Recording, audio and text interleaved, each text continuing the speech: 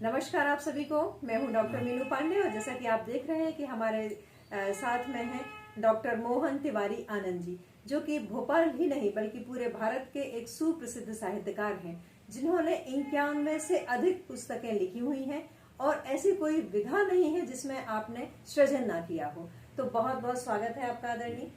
और हम आपसे जानना चाहेंगे आपकी पारिवारिक पृष्ठभूमि के बारे में। जैसा कि मुझे ज्ञात है आप बुंदेलखंड से हैं, तो आपकी जो सुखद यादें हैं बचपन की और आपके परिवार के बारे में कृपया हमारे दर्शकों को बताएं। मैं जैसा आपने बोला, एक तो पहले आपका स्वागत करता हूं कि आपने अपने इंटरव्यू लायक मुझे समझा। मैं बेसिकली बुंदेलखंड से हूं और बुंदेलखंड में एक कृषक परिवार से हूं। मेरा गांव, मेरी उम्र में क्या, मेरे बच्चों की उम्र तक वहाँ कोई बस सेवा उपलब्ध नहीं हो पाएगी, क्योंकि वहाँ एक बहुत बड़ी नदी का डैम है, वहाँ से कहीं कोई आगे नहीं जाता, बस आखिरी गांव है। गांव का नाम है मेरा लहर। ये गढ़ी मलहरा के 4-5-6 किलोमीटर पास है और छतरपुर जिले में आता है। मेरे घर में किसानी होती थी और छोटे में मैंने भैंसें भी चराई हैं, गायें भी चराई हैं और फसलों की रखवाली करने भी खेतों पे गया हूँ, क्योंकि वहाँ जो हमारा खेत बुकते थे, ज्वार की खेती होती थी, तो उसकी चिड़ियाँ चुग जाती थी और वहाँ सबसे बड़ी नील गाय की प्रॉब्लम थी। नील गाय आकर के फसल को बर्बाद कर जाती थी, तो हमने खेतों की रखवाली भी करी, भैंसें भी चराई। और हमारे यहाँ बुंदेलखंड में गाय के और बच्चों को बछेरू बोलते हैं और भैंसों के बच्चों को पड़ेरू। तो हम बछेरू और पड़ेरू चराने वाले थे और पढ़ लिख गए तो इधर आ गए। जी जी जी। और आपके बच्चे अभी क्या कर रहे हैं, उनके बारे में थोड़ी जानकारी। हाँ, मेरे 2 बच्चे हैं जी। बड़ा बेटा है और बेटा, उसका इंटरेस्ट, हम तो डॉक्टर बनाना चाह रहे थे लेकिन भाई साहब को इंटरेस्ट फिल्मों में था, तो वो फिल्म इंस्टीट्यूट पूना से एक्टिंग में गोल्ड मेडलिस्ट हैं, मुंबई में रहते हैं, 2-3 फिल्मों में एज एक्टर काम कर चुके हैं और उसके साथ साथ वो रोग उनको मेरा भी लग गया कि वो फिल्म स्टोरी भी लिखने लगे, डायलॉग राइटिंग करने लगे। और अभी जो 23 जून को फिल्म रिलीज हुई टीकू बैट शेरू, वो उन्हीं की लिखी हुई थी। अरे वाह, क्या बात है। तो अब दूसरी है मेरी बेटी। जी जी। तो बेटी डॉक्टर है, फिर बेटी की शादी मैंने जो की है तो वो लड़का भी डॉक्टर है और सौभाग्य से हमारे पुत्र ने जिस लड़की से शादी की वो डॉक्टर है और यहाँ जेके हॉस्पिटल में गायनी की डॉक्टर हैं। और जी, जैसा कि अभी मैंने आपकी पारिवारिक पृष्ठभूमि के बारे में जाना, और अब हम जानना चाहेंगे कि आपका जो जॉब है वो क्या रहा है। जैसा कि मैंने सुना है कि आप जेल विभाग में सुपरिंटेंडेंट रहे हैं और वर्तमान में भी आप अपनी सेवाएं विभिन्न तरह से देते आ रहे हैं, तो वो जो आपका सफर रहा उसके बारे में थोड़ी सी जानकारी दीजिए। मेरा बड़ा वर्सेटाइल रहा जीवन। जी जी। जैसे मैंने MSc बॉटनी से किया जी, और महाराजा कॉलेज में वो एडहॉक पे प्रोफेसर होते थे, तो मैंने वहां से अपना सफर शुरू किया कॉलेज में पढ़ाने का। लेकिन उन दिनों क्या था, अर्जुन सिंह जी मुख्यमंत्री थे और मुनि प्रसाद शुक्ल जी शिक्षा मंत्री थे, तो ये लोग क्या करते थे कि 1 जुलाई से नौकरी पे रख लिया और 31 मार्च को हटा दिया। तो हमारे पिताश्री बोले कि ऐसे में ओवर एज हो जाओगे, तुम्हारी नौकरी वोकरी से हाथ धो बैठोगे, कहीं भी हम तो कह रहे कोई बाबूगिरी कर लो लेकिन सरकारी नौकरी कर लो जिसमें रेगुलर हो जाए। तो उन्होंने PSC का फॉर्म भरा था। एक ही दिन मेरे 3 अपॉइंटमेंट आए थे। पहला आया था डेयरी डेवलपमेंट कारपोरेशन में मैनेजर का, दूसरा आया था UDT शिक्षा विभाग में और तीसरा आया था उद्योग विभाग में इंस्पेक्टर। तो मेरे को ये अपने स्तर से एक भी समझ में नहीं आए। देखा कि मन बना ही रहा था, पिताजी की गालियां खा रहा था, वो कह रहे थे ज्वाइन कर लो, बगल के गांव में पोस्टिंग मिली है और हेडमास्टर बहुत बड़ी पोस्ट होती है, तुम ज्वाइन कर लो। लेकिन मेरे को जाने क्या ऐसी हो गई, मैंने कहा कॉलेज का लेक्चरर होकर के वो मैं स्कूल में पढ़ाने जाऊं 8वीं क्लास को, भागने साथ दिया। PSC से मेरा सहायक संचालक में पोस्टिंग हो गई, तो विकास अधिकारी के रूप में मेरी पहली पोस्टिंग थी। और फिर सफर ऐसा चला कि मध्य प्रदेश सरकार में 2012 से पदोन्नतियों पर प्रतिबंध लगा था हाई कोर्ट की ओर से और मध्य प्रदेश सरकार की ओर से, तो हम लोगों की पदोन्नति तो नहीं हो पाई, लेकिन मेरा जो वेतनमान था वो ज्वाइंट कमिश्नर का, जैसे ज्वाइंट डायरेक्टर कह सकते हैं, ये का वेतनमान लेकर के हम सेवानिवृत्त हुए हैं। और उसको जिस दिन हम सेवानिवृत्त हुए तो हमारे जो प्रिंसिपल सेक्रेटरी महोदय थे उन्होंने कहा नहीं नहीं, वो आपको हम नहीं कर रहे मुक्त, और ये आपका ऑर्डर है और आप जेल विभाग में। और उनका जेल विभाग का सचिव आया लेने, उन्होंने कहा कि वो मूडी आदमी है, राइटर है, तो हो सकता कि ना करे ज्वाइन, तो बोले तुम तो साथ में ले जाओ। तो वो जेल का अधिकारी आया, बोले साहब पहले आप ज्वाइन करो, बाद में कोई बात होगी। मैंने वहां नौकरी करी और वो ही कमिश्नर साहब फिर इलेक्शन में पहुंच गए। इलेक्शन के पदाधिकारी जब वो हो गए तो उनने वहां से उठा के मुझे ज्वाइंट कमिश्नर इलेक्शन के पद पे रख लिया, और मैंने मध्य प्रदेश विधानसभा का और राज्य लोकसभा के दोनों चुनाव उनके साथ मिलकर के कराए। फिर उसके बाद भी मुक्त नहीं हुआ, मुझे एक जॉब दिया गया मध्य प्रदेश की सफलता की कहानियां लिखने की। तो मैंने 360 कहानियां मध्य प्रदेश सरकार की सफलताओं पर लिखी और वो प्रकाशित हुई राज्य शासन की ओर से, और मुझे हर एक कहानी पे 1200 रुपए मिलते थे। अब अंदाज लगाइए कि मैंने कितना पैसा साहित्य से कमाया है। सही बात है। और जैसा कि मैंने कभी यूं ही वार्तालाप करते हुए आपसे जाना था कि आप बहुत अच्छे ज्योतिषाचार्य भी हैं, तो वो शौक आपको कब और वो दक्षता कब आपने हासिल की? ज्योतिष का मुझे ज्ञान नहीं है एक्चुअली। क्या हुआ है, थोड़ा सा वो मिस इंटरप्रिटेट हो गया। हाँ। मैं तांत्रिक विद्या वाला हूँ। वो हम क्या है, हमारे एक छतरपुर के हमारे ससुराल के घर के बगल में थे और उनका नाम था कमाल बाबा। तो कमाल बाबा तांत्रिक थे, उनको एक लड़की भगा के बंगाल ले गई थी, बंगाली लड़की। तो वहां जाकर के उन्होंने तंत्र विद्या सीखी थी। अब वो हमारी वाइफ के मोहल्ला के थे तो वो हमें जीजा जी कहते थे। तो मैंने कहा यार भाई मुझे भी सिखावे, तो उन्होंने तांत्रिक विद्या मुझे सिखाई थी और उसका मैंने बहुत उपयोग किया। न जाने कितने लोगों के झाड़ फूंक, जो किसी को भूत लगा, किसी को प्रेत लगा, किसी को नींद नहीं आती, और इन विधाओं में मैंने खूब काम किया है। और मैं यहाँ भोपाल में ऐसे अनेक लोगों के उदाहरण है जिनके घर में कील ठोक करके उनकी विपत्तियां दूर करके आया हूँ। ये आपको कैसे मालूम चल गया मैं तो नहीं कह सकता, लेकिन ये मैंने किया है। और दूसरा क्या है, मैं बेसिकली साइंस स्टूडेंट होने के कारण वनस्पति विज्ञान का था, तो मेडिसिनल प्लांट में मैंने पीएचडी किया। और दवाइयों पर मेरा बड़ा इंटरेस्ट था। उन्हीं दिनों जब मैं लखनऊ यूनिवर्सिटी में पीएचडी कर रहा था तो होम्योपैथी में वहाँ पोस्ट ग्रेजुएशन होता था। तो मैंने ग्रेजुएशन तो कर रखा था चंडीगढ़ से, लेकिन पोस्ट ग्रेजुएशन मैंने फिर होम्योपैथी का लखनऊ से किया। और आज भी मैं, जैसे घनश्याम मैथिल का परिवार मेरा मरीज है और मैं उन्हें इलाज करता हूँ। और वो अपनी कौन माकोड़े मैडम है वो, और एक वो निहारिका रश्मि का पूरा परिवार मेरे पेशेंट है। इनको मैं हमेशा, और न जाने कितने नाम, ये तो अपने परिचित साहित्यकार हैं इसलिए लिए नाम। जी, तो तंत्र विद्या और होम्योपैथिक डॉक्टर भी आप हैं, और आप साहित्यकार तो हैं ही, साथ ही साथ आप स्पोर्ट्स पर्सन भी रहे हैं।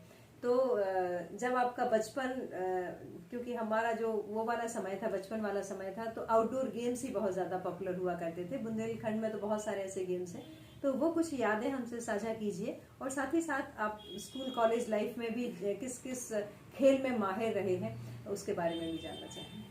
ये बड़ा अच्छा प्रश्न आया, मुझे अपने बचपन में ले गए आप। जो आज क्रिकेट आप देख रहे हैं ना, ये तो बाद में आया। हम लोग जब गांव में थे तो गड़ा गेंद खेला करते थे। एक कपड़े की बॉल बनाई, उसको रस्सी से ऐसे बांध करके और एक लकड़ी का डंडा लेकर के हम लोग गड़ा गेंद खेला करते थे। और वो बाद में आकर के क्रिकेट का रूप धारण करके गांव में हम लोग कबड्डी खेला करते थे। ये तो हमारे गांव का है। और जब हम स्कूल में आए तो वो जो गड़ा गेंद हमारा क्रिकेट में बदल गया। लेकिन हम कबड्डी में एक्सपर्ट थे। और क्या था, छोटे में थोड़ा सा गाय भैंस का दूध हमारे घर में खूब होता था, तो खाए पिए थे, तो 2-3 लड़के हमें पकड़ते थे, हम सबको खींच के बाहर ले आते थे और कबड्डी में हमेशा ही जीतते थे। बाद में जब मैं सर्विस में आ गया तो मेरे रुझान बैडमिंटन की तरफ गया और मैं अच्छा खिलाड़ी बैडमिंटन का रहा। और हमारे ऑफिस में जी विंध्याचल भवन में मेरी नौकरी 20-22 साल रही। तो वहां पर हम लोगों ने एक क्लब बनाया था। उस क्लब में हम लोग कैरम खेलते थे लंच टाइम में। अच्छा। 1.5 घंटे। तो उसमें न जाने कितनी बार प्रतियोगिताएं मैंने कैरम की जीती हैं। और हमारा जो विरोधी खेलने वाले होते थे 2, तो उनको हम 9 की 9 गोटियां उनकी जीत लेते थे और अकेले। अच्छा। जैसे एक बार डालना शुरू किया गोटी तो 9 की 9 गोटी हमने डाल ली और वो हमारा मुंह देखते रह जाते थे। जी जी जी।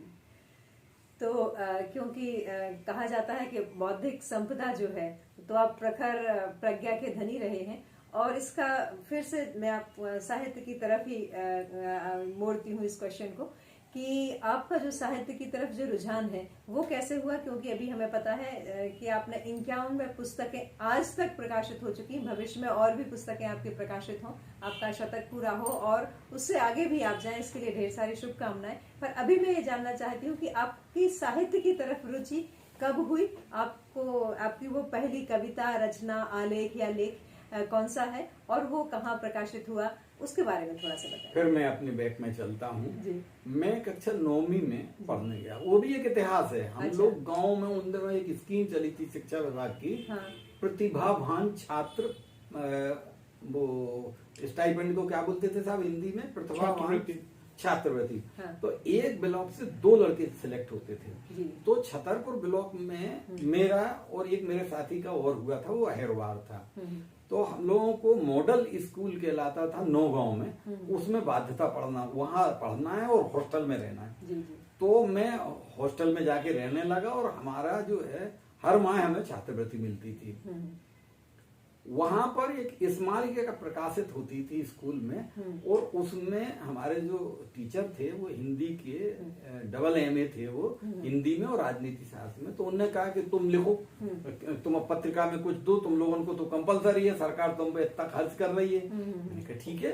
तो मैंने उस समय दधलीला करके नाटक लिखा था और वो नाटक पत्रिका में तो प्रकाशित हुआ और उन्हीं के दबाव में मुझे उसका मोनोप्लो करना पड़ा था। अच्छा। तो मैंने 1971 में दधलीला मोनोप्ले किया था और उसको लिखा भी था। और फिर उसके बाद ये लिखने का शौक तो बेसिकली तो मेरा आया, मैं ग्रामीण विकास विभाग में जब परियोजना अधिकारी बना तो वहाँ क्या है, कलेक्टर के बाद मेरी पोस्ट होती थी। तो कार्यक्रमों का संचालन, कुछ भी मीटिंग करना, भोपाल आना, वो कलेक्टर तो बड़े लोग होते हैं, उन्हें काहे को जाना, तो उन्होंने कहा दौड़ो। तो मैं हर सोमवार को भोपाल मीटिंग में आता था। जो भी कार्यक्रम हुआ मुझे संचालन करना पड़ता था। तो ये देखा था वो दुष्यंत का शेर कोई पढ़ रहा है, कोई कुछ कर रहा, तो मैंने कहा दूसरों का क्यों पढ़ूं जब मैं खुद कर सकता हूँ। तो साहब मैंने वो वहां से लिखना शुरू किया और फिर जाने क्या क्या होते होते आज आपके सामने है कि मैं लिखता चला गया। एक लिखा तो वाहवाह मिली। जैसे मैंने एक कर्मनिष्ठा नाम से पहला ललित निबंध की किताब लिखी और वो एक पटेल जी थे, अब तो उनका देहांत हो गया। उन्होंने कहा भाई साहब ये कर्मनिष्ठा मैं पत्रिका के रूप में निकालना चाहता हूँ, आप अनुमति दे दो। तो उसका रजिस्ट्रेशन हो गया और वो बेचारा चुनाव लड़ा और वो नहीं बताऊंगा कि किसने, लेकिन चुनाव में उनके प्रतिद्वंदी ने उनकी हत्या करा दी। अब वो किताब रह गई, क्योंकि तो मेरी पत्रिका थी, बड़ी प्रिय थी। तो उनकी पत्नी से मैंने एग्रीमेंट कराया और फिर वो पत्रिका अपने नाम से कराई और फिर दिल्ली में उसका रजिस्ट्रेशन था ही, उसको ट्रांसफर कराया और 20 साल से कर्मनिष्ठा नाम की वो पत्रिका में चला रहा हूँ। आपको सुनकर के ताज्जुब होगा कि मैंने कोरोना जैसी विपत्ति में भी उस पत्रिका का एक भी अंक बंद नहीं किया। बल्कि क्या हुआ था, जब डाक व्यवस्था बंद थी तो मैं उस पत्रिका को छाप करके रखे रहा और जब डाक व्यवस्था चालू हो गई तो मैंने वो इकट्ठे अंक लोगों के पास दिए। आपके पास भी मेरी पत्रिका लगातार जा रही है। और उस पत्रिका की एक बात देखो कि उसमें कोई सदस्यता शुल्क लेना कंपलसरी नहीं है कि भैया आपको यहाँ पत्रिका जा रही है, आप इसका पैसा दो। जो है मैं भेजता रहा हूँ, भेज रहा हूँ और भगवान ने चाहा तो जाती रहेगी। साहित्य सेवा, समाज सेवा इस बहाने आपके द्वारा अनेक लोगों को तक पहुंच रही है और अनेक लोगों की प्रतिभा निखर के आ रही है। ऐसे काम से हमें भी सीख लेना चाहिए, क्योंकि जैसा हम देखते हैं कि कई लोग एक रचना के लिए भी पैसे मांगते हैं कि आपकी एक रचना छापना है तो भी पैसे। तो उसका एक आप बोल सकते हैं कि एक जीता जागता उदाहरण आदरणीय तिवारी जी हैं कि आप साहित्य सेवा में यदि रत हैं तो दूसरों को भी आप डेफिनेटली प्रमोट कीजिए। और जैसा कि मैं देख रही हूँ, मेरी कथा जो विधा है बहुत ज्यादा चर्चित विधा के रूप में हम सभी के सामने आ रही है, लेकिन आपकी जो लघु कथा की जो पुस्तक है शायद 2004 में प्रकाशित हुई थी, जो कि 2000 में आपने लिखा था। तो आप हमें बताइए कि आप कौन कौन सी किस विधा से आपने आरंभ किया और कौन कौन सी विधाएं में आप लिख चुके हैं और ऐसी कौन सी विधा है जो छूट गई है अभी। वो बाप रे, इतना भयानक क्वेश्चन है आपका, उसका उत्तर दूं कैसे। मैंने सबसे पहले कविताएं लिखना शुरू किया था। जी। और मैं जब कविता लिखता था तो उस कविता में, काव्य में जो सबसे ज्यादा मेरी पसंदगी की विधा रही है वो है गीत। और मैं समझता हूँ कि ये सामने आपके रखे हैं, ये देश भर की पत्रिकाओं में मेरे गीत प्रकाशित हुए हैं। लगभग 700 गीत देश भर में प्रकाशित हुए हैं, जो उनकी पत्रिकाएं बंधी रखी हैं। फिर गीत के बाद मैं नाटक लिखना शुरू किया, तो मेरे 22 नाटक संग्रह हैं। उसमें से एक नाटक टूटे सपने था, जो 2004 में 2005 में भारत भवन में प्ले हुआ। फिर मेरे उपन्यास में गया तो उपन्यास मेरे करीब हैं, प्रकाशित उपन्यास 17-18 हो गए हैं। जिनमें से 3 तो रामचरितमानस के ऊपर ही, पात्रों पर हैं। पहला मेरा केकेयी है। दूसरा वैदेही उपन्यास आया जिसमें साहित्य अकादमी पुरस्कार मुझे मिला। तीसरा अभी मेरा इसी महीने में मंथरा उपन्यास आया है। और मंथरा का मैंने टाइटल दिया है कि निष्कलंक होते हुए भी, निष्कलंक होने के बाद भी उसको दोषी माना गया। जबकि केकेयी और मंथरा, इन्होंने राम के वनवास वाली जो घटना हुई है, तो कहते लोग बात कि वो माँ थी, भरत को राज दिलाना चाहती थी, उसने उनको दिए गए वरदानों का दुरुपयोग किया। जबकि राम स्वयं राज सिंहासन नहीं चाहते थे। और जब राम ने केकेयी से कहा कि माता कैसे भी इसको टालो, पहले दशरथ जी से कहा कि नहीं दो मुझे राज्य, मुझे बहुत सारे काम करना है, लेकिन नहीं माने जब दशरथ जी, तो उसने केकेयी से कहा कि माता कैसे भी इसको टालो। तो केकेयी कैसे टाले, वो तो सबसे ज्यादा प्यार करती थी। भरत उनके लिए कुछ नहीं थे जितने राम थे। तो फिर सरस्वती, ब्रह्मा ने सरस्वती जी से कहा, सरस्वती जी ने केकेयी का प्रयास किया, लेकिन जब केकेयी कैसे ही तैयार नहीं हुई तो उन्होंने मंथरा पर प्रयास किया। वो मंथरा ने तो सरस्वती जी को उल्टी सीधी सुना दी। मैं क्यों कलंकित हूँ, क्या किया, मुझे राज्य मिल रहा है या मेरे बेटे को राज्य मिल रहा है, मुझे क्यों कलंकित करना चाहते हो। और उसके बाद भी वो ऐसे घेरे में आ गई कि दोनों बदनाम हो गई, जबकि वो राम को अपने प्राणों से ज्यादा चाहती थी। इन दोनों उपन्यासों में यही कथाएं हैं। कौन थी केकेयी, कहाँ से उसमें मंथरा थी, इनके पूरा विवरण जो कि आपको जो पढ़ता है वो जानता है और उसका फैन हो जाता है। मैंने एक खंडकाव्य लिखा था शूर्पणखा पर। और शूर्पणखा खंडकाव्य की भी थीम बड़ी विचित्र थी। लोग बाग रामायण में राम और रावण का जो युद्ध हुआ है लंका में, उसको राम और रावण का युद्ध मानते थे। वो मैंने उस युद्ध को बताया है शूर्पणखा और रावण का युद्ध, क्योंकि शूर्पणखा एक काल की दानव था, विद्युज्जहव, उससे प्यार कर रही थी और उससे विवाह करना चाहती थी। लेकिन विद्युज्जहव से रावण की शत्रुता थी, क्योंकि रावण का एक प्रधान सेनापति था जो विद्युज्जहव की माँ के साथ मिलता जुलता था। उसके पिता ने विरोध किया तो उस रावण के महासेनापति ने विद्युज्जहव के पिता की हत्या कर दी। तो विद्युज्जहव ने बदले में उसकी हत्या कर दी, तो रावण उसे शत्रु मानता था। जब मंथरा, इसने शूर्पणखा ने और रावण की पत्नी मंदोदरी से कहा कि भाभी मैं उसे प्यार करती हूँ, मेरी विवाह करा दो, तो रावण तैयार नहीं हुआ। जब तैयार नहीं हुआ तो उसने भाग के शादी कर ली। अब रावण ने क्या किया, उस पर आक्रमण किया। लेकिन वो इतना बली था कि रावण को चाहता तो एक मुट्ठी से मार डालता, लेकिन उसने कहा कि तुम मेरे भाई की हत्या नहीं करोगे। जब पत्नी ने ये रख दिया कि तुम मेरे भाई की हत्या नहीं करोगे, तो उसने कहा भाई देखो, तुम्हारी बहन ने प्रेम विवाह किया है, मैं तुम्हें 1 मिनट में यही मार सकता हूँ, लेकिन तुम्हारी बहन को मैंने वचन दिया है मैं तुम्हारी हत्या नहीं करूंगा। तो रावण ने निहत्थे के ऊपर वार करके उसकी हत्या कर दी। तो उसके ऊपर जो मैं बताना चाहता हूँ कि मैंने जो खंड काव्य शूर्पणखा लिखा था उसमें शूर्पणखा रावण से कहती है कि मेरे जीवन को यूं उजाड़ तू चैन नहीं ले पाएगा, ये लंकेश्वर निज करनी पर तू सिर धुन धुन पछताएगा।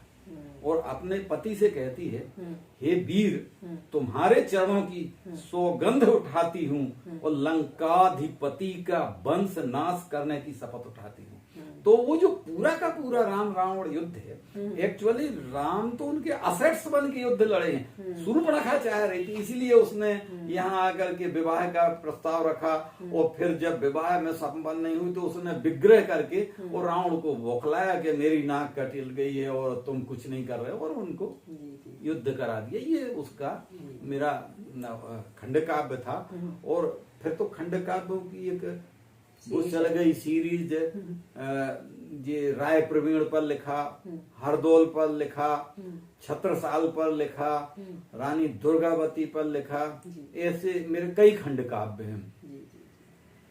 तो और साथ ही साथ हमने देखा, क्योंकि आपने जिक्र किया था कि आपके आरंभिक दौर में आपने कॉलेज में भी पढ़ाया है, तो अभी जैसे मुझे जानकारी प्राप्त हुई है कि महाराष्ट्र बोर्ड में भी आपकी जो देशभक्ति की रचना है वो उनकी पुस्तक में है। तो इसके बारे में बताइए। साथ ही साथ मैं वो ढूंढ रही हूँ आपकी जो व्याकरण की जो पुस्तक है, तो व्याकरण की पुस्तक, व्याकरण और छंद की जो है वो भी पुस्तक प्रकाशित हुई है। वो कब प्रकाशित हुई है और वो भी कई यूनिवर्सिटी के लिए एक रेफरेंस बुक का ही काम करती है, तो उसके बारे में थोड़ा सा जानकारी दीजिए। एक्चुअली क्या है, ये तो जो महाराष्ट्र बोर्ड की बात है इसका तो मुझे मालूम ही नहीं चला। एक बार क्या हुआ, मैं अपने ऑफिस में बैठा तो एक शिक्षक थे, उनका फोन आया मेरे पास, और साहब मैं सतारा से बोल रहा हूँ। मैंने नमस्कार किया, बोले मैं स्कूल में पढ़ाता हूँ और साहब आपका मेरे स्कूल के बच्चे वो वीडियो पर आपसे बात करना चाहते हैं। अच्छा। मैंने कहा आप सतारा के स्कूल के बच्चे, मुझे बोले आपको मालूम नहीं है, आप हमारे यहाँ सन 2009 से कोर्स में हैं। तो मैंने कहा मुझसे तो कोई ने पूछा ही नहीं कब ये चालू हो गया। बोले लेकिन मैंने कहा ठीक है। तो उन्होंने वो एक बड़ा भारी LCD लगा रखी थी अपने यहाँ, और वहाँ के बच्चे और यहाँ मैं अपने लैपटॉप पर, और वो वहाँ से आमने सामने बात हुई। तब मैं पता चला कि मैं एक राज्य में, और मेरे व्याकरण ये 3-4 स्टेट में कोर्स में अप्रूव्ड हैं। जैसे हिंदी का व्याकरण है तो ये आंध्रा में और तेलंगाना में, तेलंगाना तो जब था ही नहीं, जब से एक पुरानी किताब हो गई, तो वहाँ राज्य शासन में अप्रूव्ड है यूनिवर्सिटीज में। और यहाँ के जैसा कि मुझे अभी मालूम चला है कि कई छात्र जो है मेरे इस पे बुंदेलखंड के इतिहास, बुंदेलखंड की संस्कृति, बुंदेलखंड का साहित्य, बुंदेलखंड का स्थापत्य, इनके ऊपर PhD कर रहे हैं। ये होशंगाबाद में एक हिंदी के HOD हैं पंडित डॉक्टर कृष्ण गोपाल मिश्र, उन्होंने बताया। और ये उरई में एक आदमी मेरी किताब पर स्थापत्य पर PhD कर रहा है। ये सब क्रम चला तो चलते ही चला गया जी। तो अभी जो जिक्र हुआ कि जो हिंदी व्याकरण की जो पुस्तक है, तो डेफिनेटली ये तो एक रेफरेंस बुक है ही। साथ में अभी आपने जैसे जिक्र किया कि बुंदेलखंड के ऊपर, तो बुंदेलखंड के ऊपर आपने टोटल जैसे ये हम देख रहे हैं बुंदेलखंड की लोक संस्कृति के ऊपर अच्छी खासी रेफरेंस बुक है, लोक साहित्य के ऊपर लिखा हुआ है, इतिहास, साहित्य, संस्कृति और स्थापत्य के ऊपर अलग अलग वॉल्यूम में ये पुस्तकें आई हुई 3 वॉल्यूम है। 3 वॉल्यूम है। और उन दिनों जब ये 2007 में प्रकाशित हुई तो पब्लिशर ने मुझे 80,000 रुपए का चेक दिया था, जो मैं आज भी अपने रिकॉर्ड पे रखी हूँ। उन दिनों इतनी बड़ी रकम। और देवेंद्र दीपक जी से कभी आप चर्चा करिएगा तो ये राजा राम मोहन राय स्कीम होती है, कलकत्ता से चलती है, तो उसमें एक बार ये सदस्य चयन समिति के बने थे। तो जब विभिन्न प्रकाशकों ने, उनमें इलाहाबाद के भी थे, लखनऊ के भी थे और जयपुर के भी थे, भोपाल के भी थे, तो उन लोगों ने देवेंद्र दीपक ने बताया कि तुम्हारी 30 से अधिक किताबें विभिन्न टाइटल्स में, विभिन्न नामों से वहां पर सबमिट हैं प्रकाशकों की ओर से। और खुशी की बात यह थी कि वो सब किताबें एक हजार प्रतियां 700 प्रतियां बिकती थी, वो मेरे पास रॉयल्टी आती थी। तो मेरे बच्चों की पढ़ाई और शादी का पूरा पैसा इनमें से निकला। और मैंने क्या किया, रिकॉर्ड बनाया मेरे कंप्यूटर। बताया कि बुंदेलखंड का लोक साहित्य, बुंदेलखंड की लोक संस्कृति, बुंदेलखंड का इतिहास, साहित्य, संस्कृति और स्थापत्य के बारे में काफी वॉल्यूम आपने प्रकाशित किए हैं, और शायद इसके अलावा भी आपकी पुस्तकें होंगी। हाँ, ईश्वरी जी के ऊपर मेरा एक शोध परक उपन्यास है जी, क्योंकि महाकवि ईश्वरी पर। जी, तो उनकी संपूर्ण जानकारी एक तो मैं लेना चाहूंगी। दूसरी बात ये, क्योंकि इतना काम करना जो कि शोध परक कार्य है, और जो कि नई पीढ़ी के लिए, जो कि आज जब हम लोक भाषा, लोक कला के ऊपर ज्यादा एम्फसाइज कर रहे हैं, ये आपका सृजन आज का तो नहीं है, ये आपका जो संकलन है वो भी आज का नहीं है। तो इस सब को लिखने के प्रति मतलब ऐसी कौन सी प्रेरणा थी, किस बात ने आपको प्रेरित किया कि आप इस तरह का सृजन करें, और ये एक अमूल्य धरोहर के रूप में आपने एक समाज को सौंपा है? ये बड़ी विचित्र घटना है। एक बार एक कार्यक्रम में बैठा था, तो उन्होंने ऐसी चर्चा की, लोग बाग बड़े बड़े साहित्यकार बन जाते, बड़े बड़े काम करते हैं, लेकिन अपनी माटी को भूल जाते हैं। वो मुझे पिन की तरह चुभ गई। मैं बुंदेलखंड का हूँ, और मैंने बुंदेलखंड के लिए वास्तव में किया क्या है। तो मैं शुरू हो गया, और मैंने 7 साल लगातार इन पर काम किया। जैसे मैं हनुमान जी के विग्रह पे लिख रहा हूँ, विग्रहों पर, या शंकर जी के में, या विष्णु जी के में, या गणेश जी के, तो जितने अधिकतम गांव, जैसे हमारे 16 जिले बुंदेलखंड में आते हैं, तो मैं 16 के 16 जिलों में गया।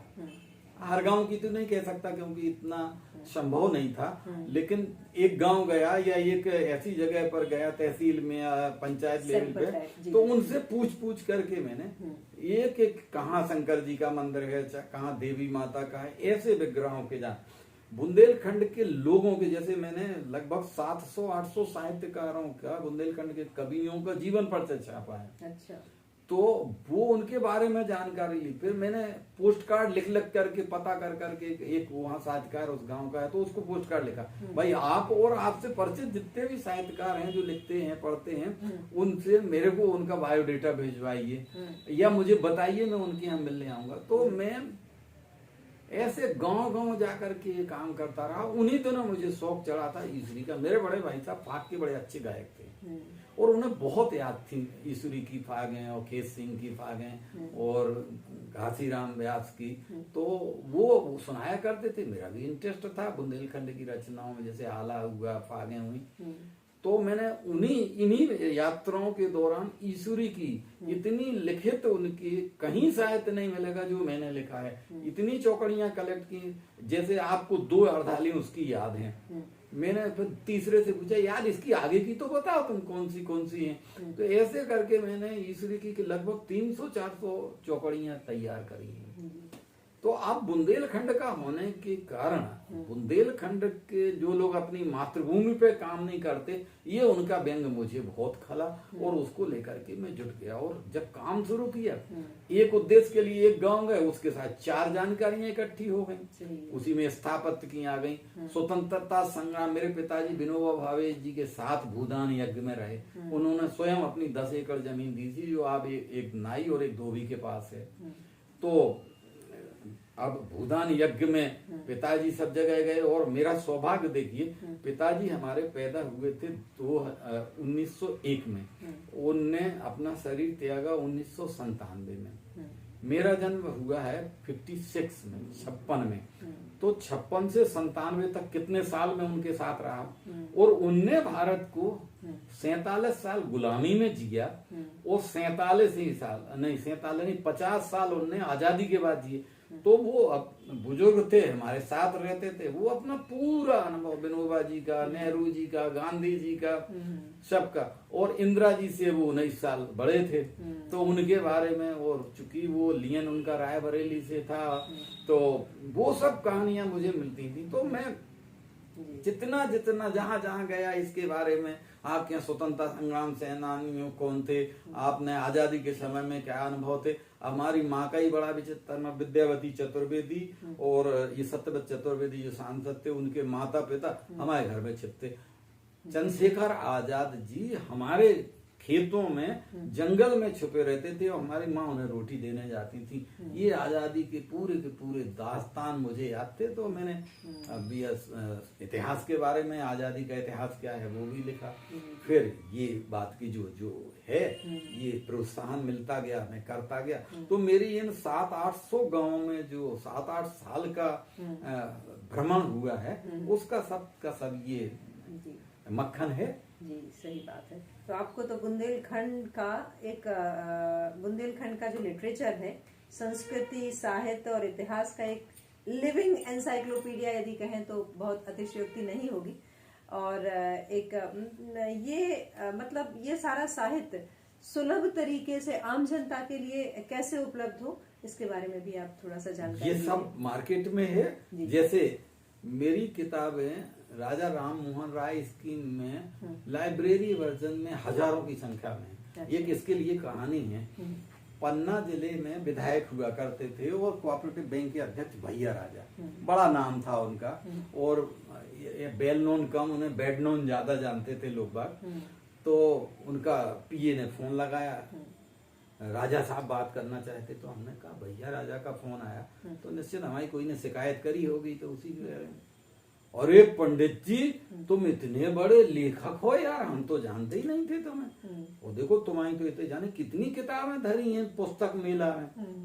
तो एक ठाकुर, और वो भी उस तरीके का कि अगर कोई कुछ उनके खिलाफ बोल दिया, उनके आदमियों के खिलाफ बोले तो पता लगा उनने मगर को खिलवा दिया, वो आदमी मेरी तारीफ कर रहा। तो मनोबल बड़ा मेरा और मैं लगा ही रहा फिर। और आज भी मैं 12 इतिहास है, सांस्कृतिक धरोहर है, तो महाकवि ईश्वरी पर है, बहुत बड़ा काम है, और शायद छत्रसाल जी के ऊपर है, और काफी जो कहानी, कविता संग्रह जो है वो सब, व्याकरण के बारे में जानकारियां हैं। ये सारी चीजें, बहुत सारी जो पुस्तकें हैं उनके रूप में आपने अभी समाज के लिए हस्तांतरित की हैं। भविष्य में आपकी क्या योजनाएं हैं, और निकट भविष्य में आपकी कौन कौन सी पुस्तकें हमें पढ़ने को मिलेंगी, इसकी जानकारी भी। देखिए, ये भविष्य के बारे में मैं आपने वैसे कहा है कि मैं ज्योतिष में हस्तक्षेप रखता हूँ, लेकिन आदमी के जीवन का कोई भरोसा नहीं। मैं 67 कंप्लीट कर चुका हूँ, तो मैं लगा तो हूँ बराबर, वो पूर्ण ऊर्जा के साथ लगाऊं, लेकिन कितना क्या कर पाऊंगा। लेकिन अभी 15 किताबें ऐसी हैं जो विभिन्न प्रकाशकों के पास हैं। तो 91 और 15, 91 और 15 कितनी हो गई? 9 इधर जाकर के और 6, 9 6 15, तो 106 किताबें तो निश्चित अभी पाइपलाइन में हो। 91 प्लस पाइपलाइन में 15, तो 106 तो समझिए कि आ जाएंगी। और इसके साथ मैं प्रति माह एक पत्रिका कर्मनिष्ठा का प्रकाशन करता आ रहा हूँ। 2002 से 4 से रजिस्टर्ड होकर के आज तक लगातार चल रही है, और वो सब जगह पूरे देश में तुलसी साहित्य अकादमी में मैं काम करता हूँ। और आज की तारीख में तुलसी साहित्य अकादमी की 27 राज्यों में 246 शाखाएं हैं। लगभग हर राज्य में प्रदेश कार्यालय है, और जिला और संभाग स्तर पर मेरे तुलसी साहित्य अकादमी की इकाइयां गठित हैं। तो ये सब चल रहा है, वो कैसे चल रहा है ऊपर वाला जाने। मैं ये नहीं कह सकता कि मैं बहुत ज्यादा कर्मठ हूँ इसलिए चल रहा, वो चला रहा है, वो मैं कर रहा हूँ। चलिए, बहुत ही आज आपके बारे में जान के, आपका जो साहित्य के लिए जो समर्पण है उसके बारे में जान के, आपके बहुआयामी व्यक्तित्व के बारे में जानकर हमें बहुत ही खुशी हुई, हार्दिक प्रसन्नता हुई कि हम बहुत सौभाग्यशाली हैं कि आपसे बात करने का हमें मौका मिला। और कुछ संदेश के रूप में आप जो भी हमारे दर्शकों से कहना चाहें, स्वागत है आपका। है, अगर मैं जो कहना चाहता हूँ वो कह दूं तो लोग मेरा घर घेर लेंगे। आजकल ऐसे राइटर हो गए हैं। हाँ। एक तो हमारे यहाँ बहुत सारे साहित्यकार गूगल बॉयज हो गए हैं। हाँ। ट्रेंड में है। हाँ, गूगल में उनने देखा और उनकी महीना भर में 1-2 किताबें निकल जाती हैं।